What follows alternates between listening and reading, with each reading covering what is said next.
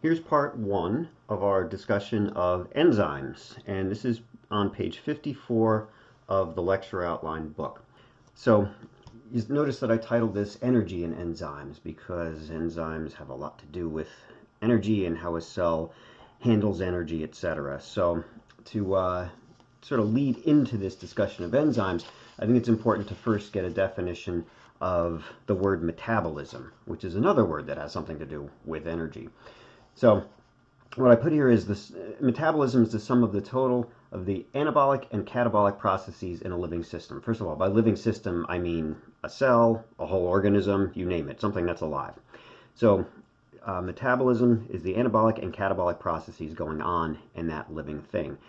What are anabolic and catabolic processes is the next logical question. Well, anabolic processes you might think of as synthesis processes.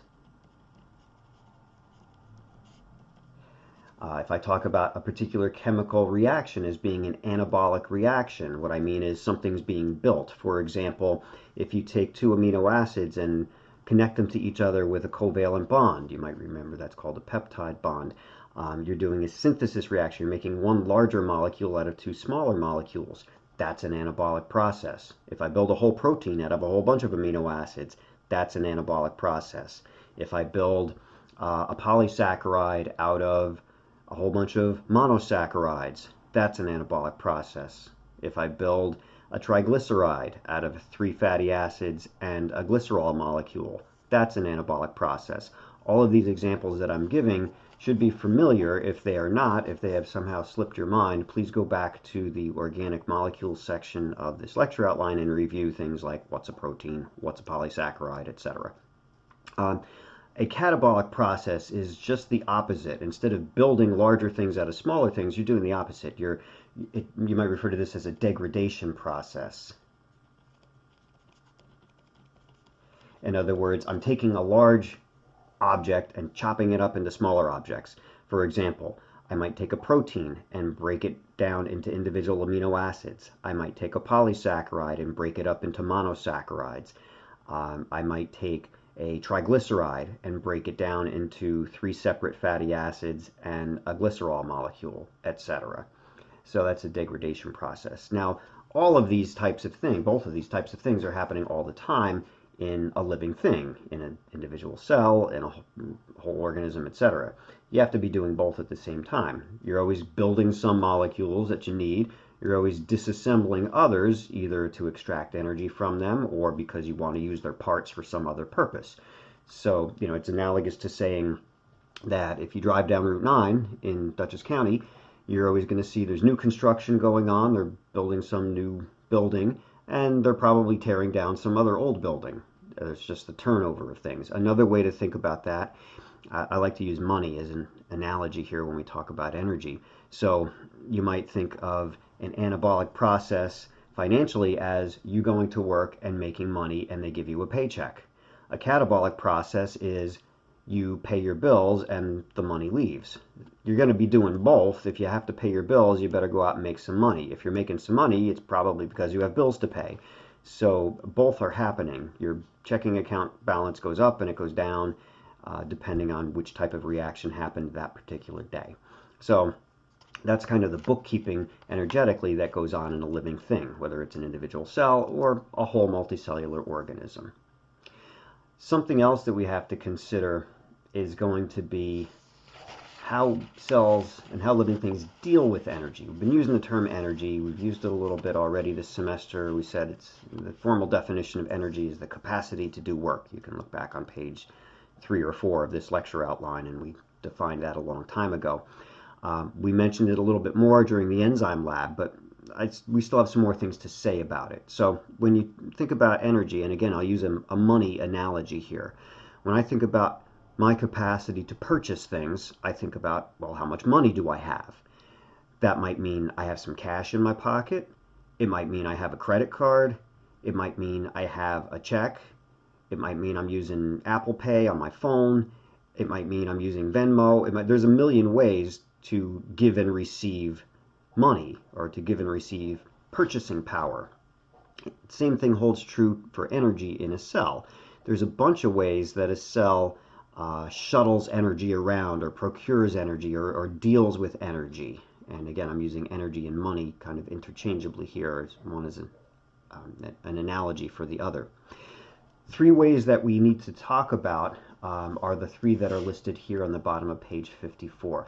I'm going to talk about two of them today. I'm going to leave the third one for a future discussion. It's going to impact a topic in the very near future, so I'm just going to put this one on hold. For the moment, though, let's talk about chemical bonds and reducing power. First of all, chemical bonds. You know what chemical bonds are. Covalent bonds, for example. We've spent a lot of time talking about them in the past.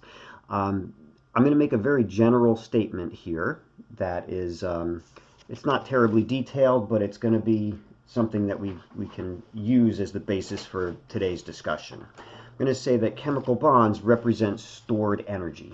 For example, if I took a look at a molecule like ATP, and if I presume that you've seen the ATP video that I posted last week. If you haven't, please go back and watch it.